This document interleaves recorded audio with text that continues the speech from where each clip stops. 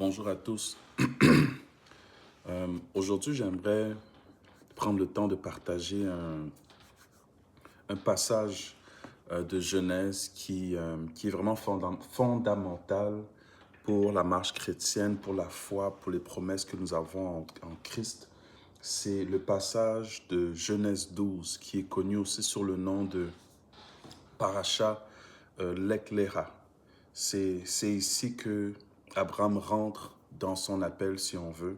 J'aimerais toucher rapidement les deux premiers versets de ce chapitre. Et c'est un passage que j'adore, c'est un sujet qui me fascine, la marche de Abraham vers Canaan. C'est une image du chrétien vers son héritage, vers ses promesses.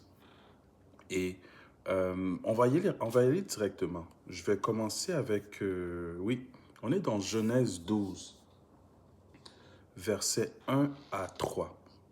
Or, Yahweh dit à Abraham, va pour toi, hors de ta terre, de ta patrie, de la maison de ton père, vers la terre que je te montrerai.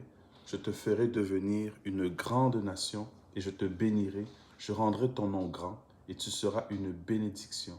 Je bénirai ceux qui te béniront et je maudirai ceux qui te maudiront et toutes les familles du sol seront bénies en toi. Moi, dans ma version, ça dit « va pour toi ». Dans d'autres versions, je crois que ça dira quelque chose comme « sors de ta terre ». Mais la vraie définition, la bonne traduction, c'est « va pour toi ». Dieu dit à Abraham « va pour toi ». Et on va regarder rapidement qu'est-ce que Dieu dit à Abraham. Yahweh dit à Abraham, il lui dit d'abord « va pour toi ». Ensuite, il lui dit « hors de ta terre, de ta patrie, de la maison de ton père, vers la terre que je te montrerai ». On va regarder ces étapes-là attentivement et très rapidement. Ça va être des survols. On ne va pas rentrer en profondeur dans chacun de ces points-là, mais je vous assure, ce sont des points fondamentaux pour le démarrage de notre marche avec Dieu et aussi pour l'atteinte des objectifs auxquels il nous appelle, auxquels il nous a destinés. Dieu dit à Abraham, va pour toi. Va pour toi veut dire quoi? Va pour toi veut simplement dire,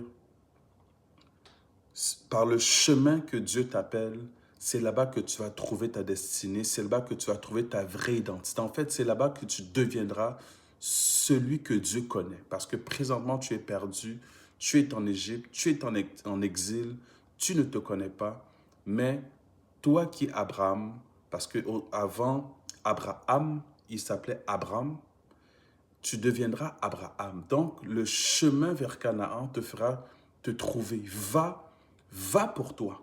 Donc, va te trouver. Va vers ta destinée, qui tu es. Lorsque tu vas vraiment, la parole nous dit que la création attend avec un ardent désir la manifestation des enfants de Dieu. C'est lorsque tu vas te manifester, où ce que tu es va être découvert.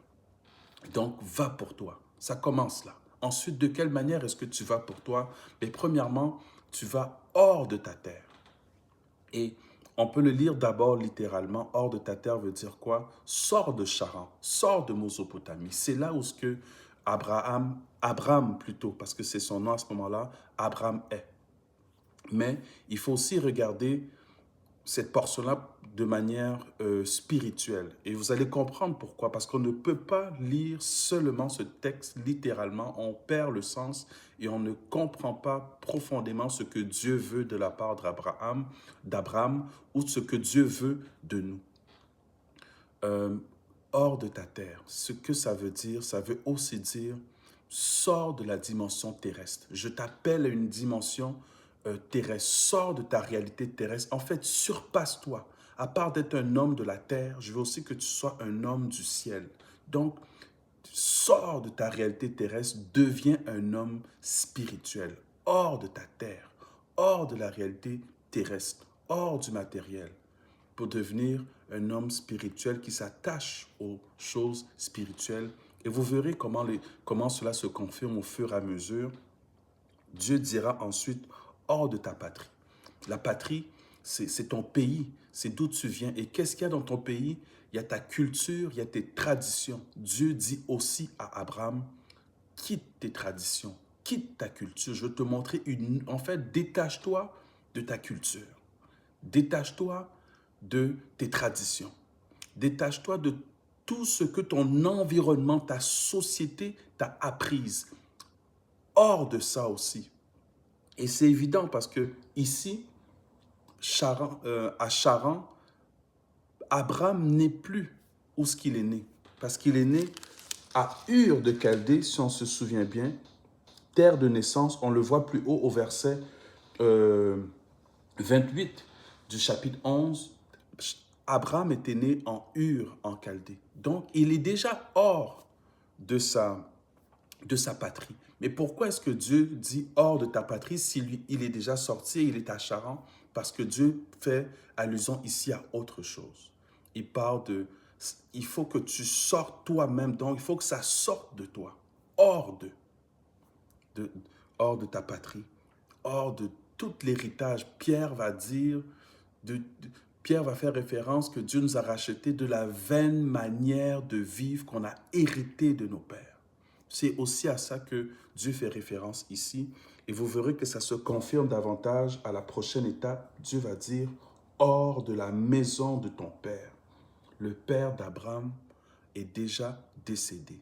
Et présentement, il ne vit pas dans la maison de son père. Donc, pourquoi Dieu dirait hors de la maison de ton père? En fait, ça fait ici allusion encore plus à tout ce que tu as reçu quand tu étais dans la maison de ton père. En fait, la manière que tu as été éduqué. Il faut aussi que tu sortes de ça. Parce que moi, je vais t'éduquer différemment. Je vais te montrer des nouvelles choses hors de. Donc, d'abord, tu vas hors de ta terre, la dimension terrestre, tu quittes ta dimension terrestre, ensuite hors de ta patrie, détache-toi de la culture du pays d'où tu es né.